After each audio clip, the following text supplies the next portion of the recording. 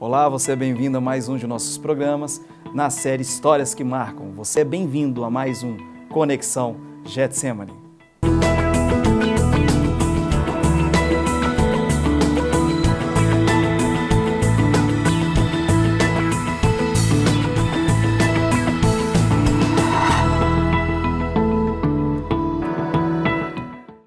Olá, hoje contamos com a participação honrosa do professor Eduardo Gonzaga, professor, historiador e também teólogo e conferencista. Seja bem-vindo, professor Eduardo. Obrigado, é uma honra estar aqui, um prazer estar aqui. O prazer é todo nosso.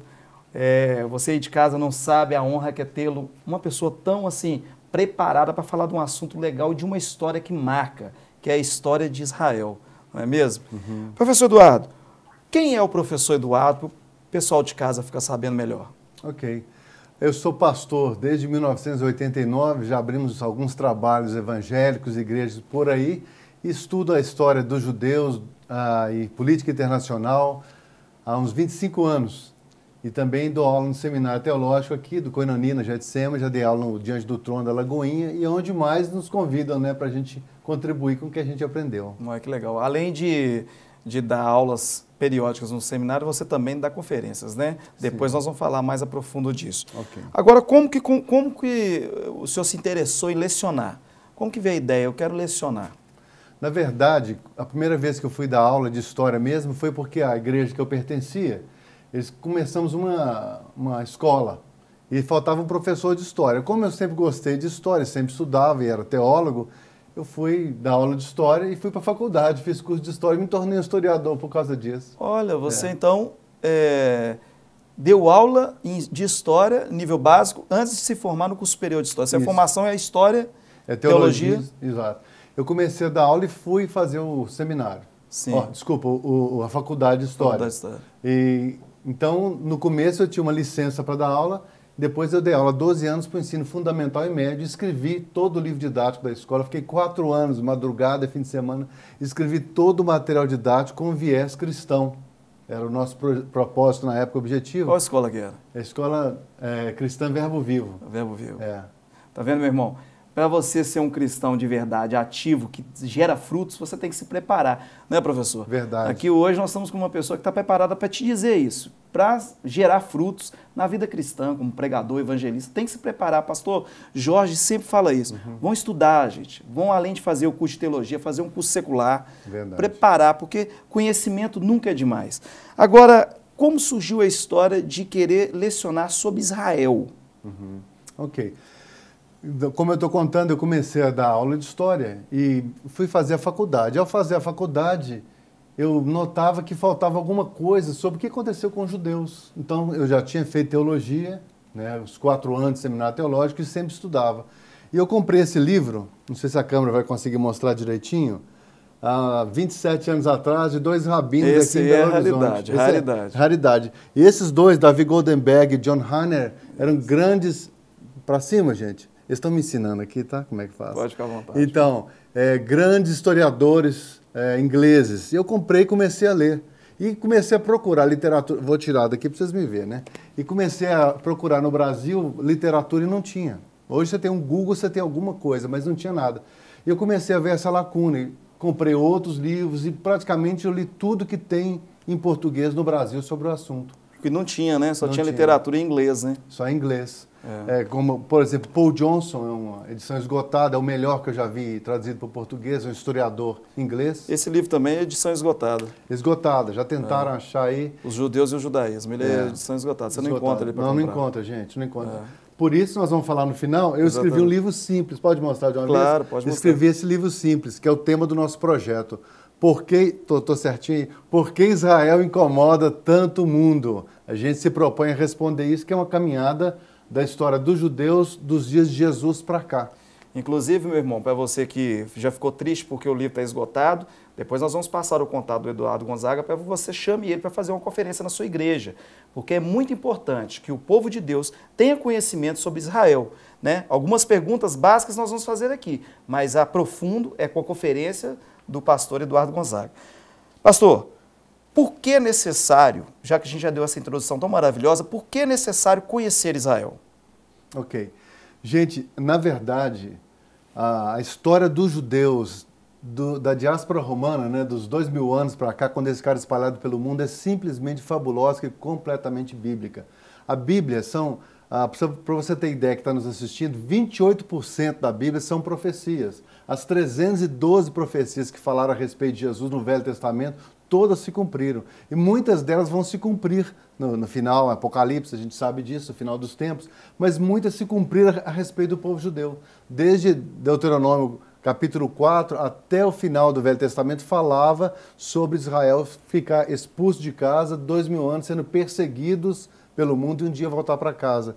E o carinho e o cuidado de Deus com essa nação é espetacular. E tá vendo? E às vezes a gente você é arguído, você como pastor, como líder, como evangelista, até como um representante de Cristo, que é o cristão, você é arguído sobre Israel. O que é Israel para você? E a pessoa não sabe responder. Por isso que é importante que a pessoa procure entender, procure estudar, procure ler o livro. O livro chama-se Por que Israel Incomoda Tanto o Mundo? Agora, professor, quem somos nós, os evangélicos, nesse contexto bíblico de Israel? Dá para você dar um resumo disso? Porque eu não sou judeu. Ok, tentar entender a sua pergunta. O senhor não é judeu. Então, eu sou cristão. O que eu sou nesse contexto? No contexto de Israel? Eu sou o quê? O leigo? Quem sou eu? A Bíblia fala muito sobre o gentio, quer dizer, o não-judeu, né? Você vê algumas vezes no Novo Testamento se referindo aos não-judeus como gentios. Aquele episódio de Pedro, por exemplo, que não queria levar o evangelho e Deus mandou o lençol com os animais, falou, mata, come, mostrando que o evangelho também era para os gentios. Paulo chegou a dizer isso, né? Que Deus o chamou como um missionário, um evangelista para os gentios. Então, nós não-judeus, vamos dizer dessa forma, nós não participamos da história de Israel como uma nação descendente de Abraão. Eu vou ampliar um pouquinho minha resposta. Quando a gente estuda no Velho Testamento, no Novo Testamento, sobre a descendência de Abraão, nós vemos lá, primeiramente, Welbert, a descendência física de Abraão, que são os judeus. Jesus era judeu, a igreja veio de judeus. Romanos 9 diz que a salvação vem dos judeus, porque era o depositário até que o Messias, o Filho de Deus, nosso Jesus, viesse. Então, a história dos judeus perpetuou nos anais da história da humanidade, sem que a humanidade compreendesse e visse o que acontecia com os judeus. Então, eu estou fugindo um pouquinho da sua pergunta aqui, porque fiquei na vontade de contar isso. Não, mas pode contar. O que acontece hoje, por exemplo, eu tive 11 vezes nos Estados Unidos, já conversei com o europeu, já estive em Israel.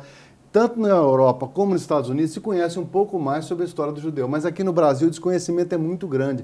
Esse assunto não é estudado em nenhuma faculdade de história ou teologia em todo o nosso país. E é necessário, né? Porque para se posicionar como gentio, você tem que saber também quem é o judeu. O assunto está esquentando, você já percebeu que é bem complexo, o nosso tempo é até bem limitado para que a gente possa passar as informações corretas e mais profundas, mas nós vamos continuar no próximo bloco com mais um pouquinho de por que Israel incomoda tanto o mundo. Deus o abençoe e continue aí no Conexão Getsemane.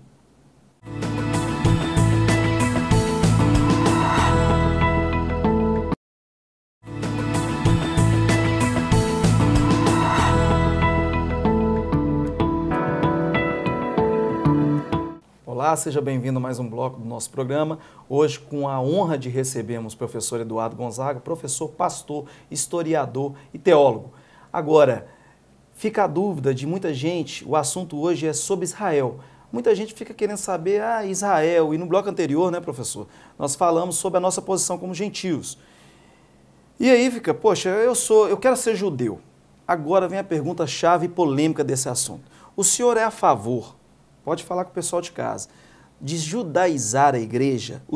A proposta desse livro, Por que Israel Incomoda Tanto o Mundo, é judaizar a igreja? Por exemplo, eu vejo alguns líderes cristãos, evangélicos, que utilizam os símbolos judaicos. O que o senhor tem a falar sobre isso? Honestamente, eu tenho uma dificuldade grande de apoiar esse tipo de atitude dos irmãos que fazem isso. Primeiro, eu não estou judaizando a igreja absolutamente, né? Já conversei até com o pastor Jorge Linhares sobre isso. Nosso objetivo não é judaizar a igreja, eu não sou judeu, eu não falo hebraico. Muitas pessoas acham que eu falo hebraico, que eu conheço toda a estrutura de Israel. Não, eu não conheço toda a estrutura cultural, a minha área é a história e a palavra de Deus. A minha paixão por esse assunto é para preencher essa lacuna no Brasil, que não se estuda a história do judeu uns 2000 anos para cá. Então eu não uso kippá, não uso talit, não falo hebraico. Eu não acho que nós devemos fazer isso, não. Tudo tem seu momento, né? É você vai verdade. querendo fazer uma representação, É tudo verdade. bem, mas aquilo não significa que você é mais sagrado ou menos sagrado. Né? Exatamente isso, Elbert. O maior problema nisso, é que eu já estive em várias comunidades assim, de irmãos queridos, é que entra um misticismo a respeito da simbologia, das vestimentas, das coisas que tipificam a cultura judaica, né? Isso. E não é o nosso objetivo Não, esse, absolutamente. né? Agora me responde, qual a diferença do judeu tradicional do messiânico? O judeu tradicional, ele conserva a cultura e a religião dos seus pais. A Torá, né, seria o nosso Velho Testamento, dizendo para o português aqui, o brasileiro gentio. Mas o judeu messiânico é o judeu que se converte a Jesus. Então existe o judeu que acredita em Jesus. Existe, e hoje em Israel tem várias igrejas, são centenas de comunidades que se converteram, são judeus cristãos que estão em Israel. É mesmo. E eles já então acreditam no Novo Testamento. Sim, já acredita que Jesus é o Messias esperado.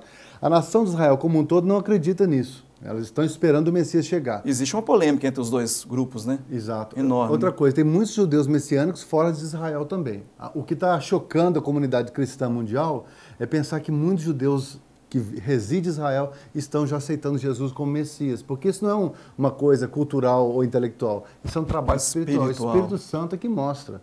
Né? Em 2 Coríntios 3, quando Paulo fala que havia um véu no rosto de Moisés, e até hoje ele diz que tem. E quando esse véu é tirado é quando o judeu se converte. Está vendo a importância dessa participação do professor? Tem muita coisa que fica na cabeça da pessoa e começa a falar lendas, né? Começam a se criarem lendas. Agora, o que é a diferença entre o antissemitismo o que é, na verdade, o antissemitismo e o sionismo? Ok. Antissemitismo significa ódio, aversão aos judeus. Por quê? Porque Sem, filho de Noé, foi abençoado e diz que Jafé ia habitar nas tendas de Sem, está lá em Gênesis, capítulo 9. Mas, então nós sabemos que, etnicamente falando, os judeus são os descendentes diretos de Sem, daí são semitas. Antissemitismo é ódio contra os judeus. A expressão antissemitismo foi cunhada há mais ou menos 150 anos atrás, ela é nova. Né? O antissemitismo sempre existiu na história e a Bíblia sempre contou que existiria. Deus nunca escondeu. Mas a expressão utilizada é recente. A expressão é recente. E o sionismo? O sionismo foi todo o movimento de voltar para Sião.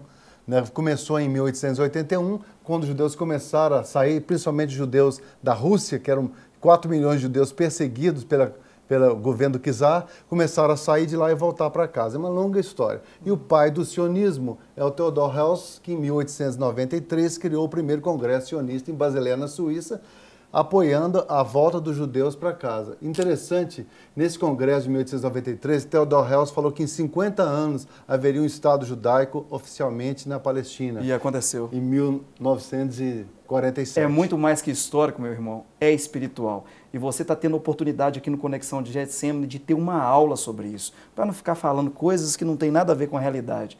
Continue aqui, no próximo bloco teremos a oportunidade maravilhosa de falar mais um pouquinho com o Eduardo Gonzaga. Até mais. Pode clamar que ele vai te atender. Pode clamar que ele vai te atender. Pode clamar que ele vai te atender. Você clama, Deus responde, traz a bênção pra você.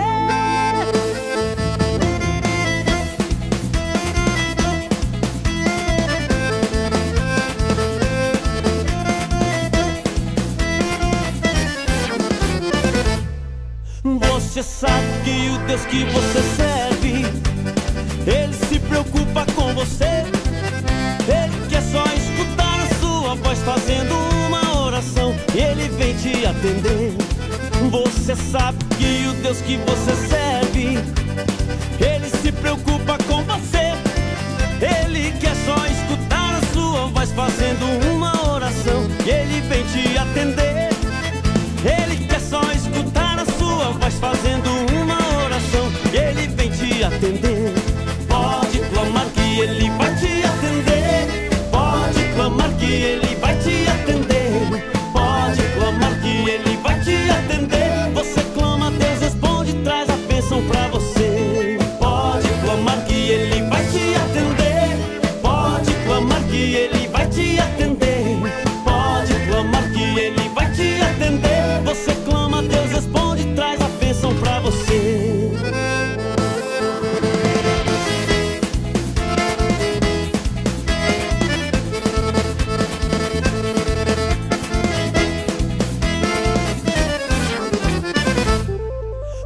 Você sabe que o Deus que você serve, Ele se preocupa com você.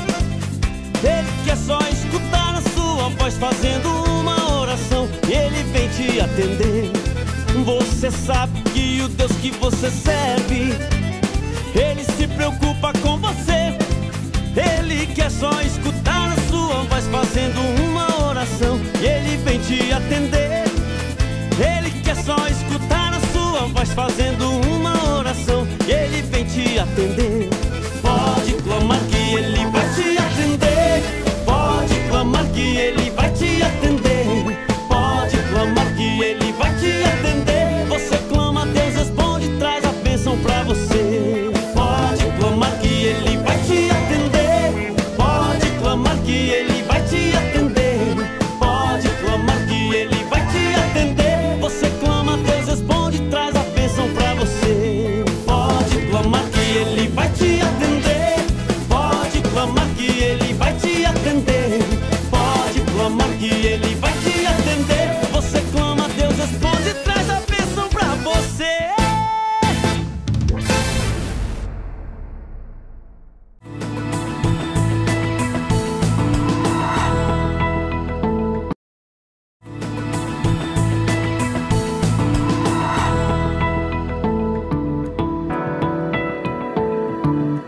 Olá, você é bem-vindo a mais um bloco. Hoje nós estamos tendo uma aula de história sobre Israel e, além de uma aula de história, uma aula espiritual, porque nós estamos estudando não só por que Israel existe e etc. e tal, mas a parte espiritual da existência de Israel, né, professor? Professor, existe realmente uma promessa sobre esse povo? Sim, sem dúvida. Porque todo mundo fala, tem uma promessa sobre Israel, existe uma promessa de vitória sobre Israel. Olha, é difícil responder essa pergunta rapidinho, mas nós temos que fazer, né? Então, começa, por exemplo, em Deuteronômio capítulo 4, quando Deus havia falado com Israel: vocês vão ser espalhados quando vocês me desobedecerem na terra que eu estou te levando, a terra prometida a Abraão, os patriarcas. E os judeus, de fato, ficaram 19 séculos espalhados de casa, desde o ano, anos, né? do ano 70 depois de Cristo até o Estado formado mesmo em 1948. Então, por exemplo, quando você lê o livro de Isaías, todos os 66 capítulos de Isaías, você vê, assim, vou te dizer, 90% do livro de Isaías é Deus falando sobre isso, quando Israel ia ficar espalhado e voltar para casa. O livro de Isaías, gente, é um dos livros mais maravilhosos sobre esse tema, junto com Deuteronômio e Jeremias, claro. Professor, o que Hitler falou sobre o racismo e a sua necessidade? Ok. Porque nos bastidores a gente já conversou e você me falou sobre isso, né? Ok. Às vezes a pessoa quer entender por que Hitler, o que ele falava sobre isso. Ok. Eu vou ler um trechozinho que está no nosso livro, que é tirado do livro do Hitler, quando ele escreveu em 1923, Mein Kampf, quer dizer, Minha Luta. E ele fala assim, só esse trechozinho: o homem que desconhece e menospreza as leis raciais impede a marcha triunfal da melhor das raças, o povo ariano, dizia ele. Com isso, estreitando também a condição primordial de todo o progresso humano. Quer dizer que o Hitler falou no livro dele que quem se opusesse ao entendimento das raças estava se opondo à evolução do ser humano. Ou seja, era atrasado. E, ao mesmo tempo, no partido nazista, um dos pontos principais do programa de partido do governo alemão, que chegou ao poder em 1933 com 44% do voto do povo alemão, sabendo que o objetivo principal de Hitler era esse. E um dos pontos do partido nazista é o seguinte: somente os membros do povo podem ser cidadãos do Estado nazista, do Terceiro Reich. Só pode ser membro do povo aquele que possui sangue alemão, sem consideração de credo. E ele termina dizendo: nenhum judeu, portanto, pode ser membro do povo alemão. Então, para Hitler e para os arianos, o judeu tinha que ser exterminado da terra. Ele dizia a coisa espiritual, né? O nazismo é espiritual. Ele dizia que Ário veio e povoou a terra e tinha um povo mau infiltrado, que eram os judeus. E tinha que exterminar todos os judeus para a humanidade um dia deixar de ser má. Então você vê que ele era bem a favor da destruição, ele foi uma ferramenta do inimigo tentando fazer isso. E às vezes, assim, sob a permissão de Deus, né? Verdade. Agora, como cristão, o que eu tenho que fazer por Israel? A Bíblia diz para nós orarmos por Israel e para apoiarmos Israel. Nós, como igreja, não conseguimos fazer nada fisicamente falando, politicamente ou militarmente, a respeito de hoje, a existência de Israel no Oriente Médio, com tudo que está acontecendo. E saiba você que, biblicamente, as coisas vão se acirrar muito lá contra os judeus. Zacarias 12, versos 2, 3, 4, diz que todas as nações vão se levantar contra Israel. A tendência é piorar. A tendência é piorar, sem dúvida, até o final. Você já está começando a observar, porque às vezes a pessoa fica assim... vendo lá os palestinos lutando contra Israel e, tadinho dos palestinos, mas não procura entender o contexto espiritual dessa situação. Né? Jeremias 31, 10, especificamente falando, Jeremias 31 está narrando a volta dos judeus para casa, o movimento sionista, a volta para Sião. E no verso 10 diz assim, Deus fala assim, depois você confere em casa, Jeremias 31, 10, Deus fala, quando eu trouxer vocês de volta de todas as nações que eu te espalhei, eu vou te colocar novamente na sua terra e eu mesmo serei o pastor do povo. Quer dizer, ninguém pode lutar contra Israel e vencer, porque Deus que colocou Israel lá. Então a invencibilidade dele não é mística, não, é real. É real. E nós, como igreja, não devemos apoiar o contrário, não devemos ser antissemita ou achar que Deus não vai executar tudo que falou sobre Israel. Como sempre, meu querido pastor, professor, que foi uma aula que você teve a oportunidade de ter, nós finalizamos com uma palavra. A palavra hoje, ela se encontra em Filipenses 3, a partir do versículo 12 ao versículo 15. Não que eu já tenha obtido tudo isso ou tenha sido aperfeiçoado, mas prossigo para alcançá-lo, pois para isso também fui alcançado por Cristo Jesus. Irmãos, não penso que eu mesmo já o tenha alcançado, mas uma coisa faço, esquecendo-me das coisas que ficaram para trás e avançando para as que estão adiante. Prossigo para o alvo, a fim de alcançar e ganhar o prêmio do chamado celestial de Deus em Cristo Jesus. Todos nós que alcançamos a maturidade devemos ver as coisas dessa forma. E se, em algum aspecto, vocês pensam de modo diferente, isso também Deus lhes esclarecerá. Ou seja, você vê essa história riquíssima do povo de Israel, da perseguição. Quantas vezes você, como representante cristão, de Cristo aqui na terra, um dos gentios, tem passado por lutas, aflições, gente querendo te desanimar, projetos maravilhosos que às vezes são apagados, o inimigo não deixa aparecer, e você pensa em desistir. Paulo, quando escreveu essa carta aos Filipenses, ele estava descrevendo isso. Continue firme, para o alvo, tentando alcançar aquilo que Deus tem para você. Tentando não, né, pastor? Buscando e alcançando aquilo que Deus tem para você. Pastor Eduardo, eu sou Getsemane. E você? Também Getsemane. Continue aí na TV Jet e até o próximo programa. Se você perdeu algum bloco, no YouTube, sempre Conexão Getsemane.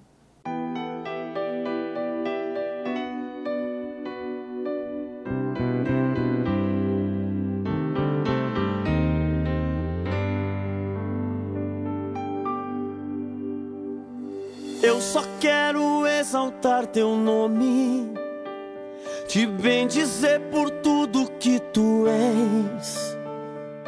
Usa minha voz, faz de mim um instrumento teu. Faz chover no meu coração, molha esse deserto e põe um fim. O vento faz soprar, levando tudo que há de mal em mim.